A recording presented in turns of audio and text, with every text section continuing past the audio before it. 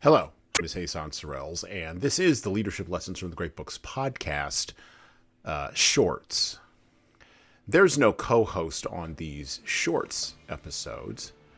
These are now around 2 to 4 minute, sometimes as long as 6 to 10 minute observations, ideas, thoughts, or rants about the literature, philosophy, psychology, and even the theology of leadership.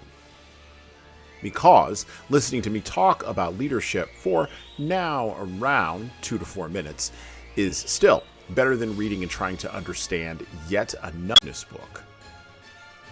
Even that business book your coworker won't stop raving about because it quote-unquote changed their life, but you can't see any difference in their leadership behavior. So how good could that author be? Dr. Emmett Brown's assertions to the contrary, according to real-life physicists in our real lives, a person cannot travel backwards in time to quote-unquote correct past mistakes, injustices, or even traumas.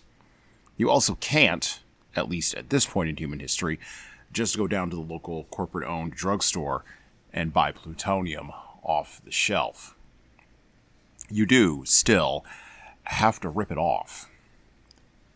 The idea of returning to a time in the past that was better than today via technology and science rather than via faulty memory or a pastiche of overwrought nostalgia and vague happy feelings is a quirk unique to human beings. Part of that quirk has to do with our conscious understanding of time, temporality, and of course the nature of birth and death. We aren't ever going to travel back in time, however. We possibly aren't even going to figure out how to travel forward in time, which actually, if you look at the physics of it, from Stephen Hawking all the way to NASA and Neil deGrasse Tyson, actually seems somewhat maybe like something that could actually possibly be done.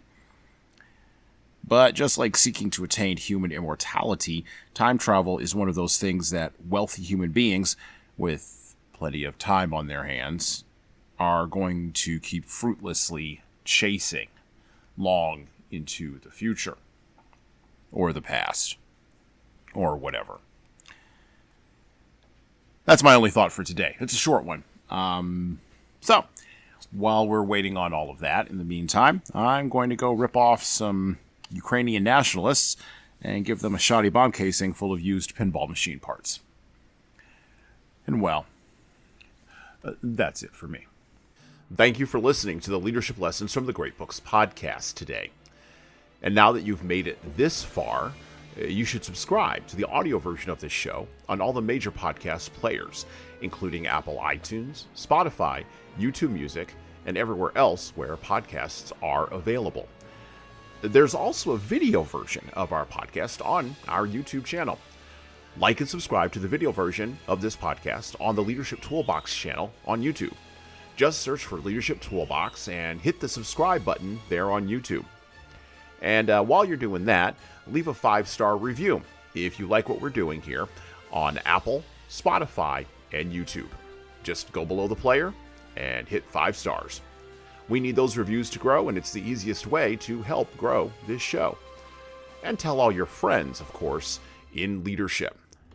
By the way, if you don't like what we're doing here, well, you can always listen to another leadership show. There are several other good ones out there. At least that's what I've heard. All right. Well, that's it for me.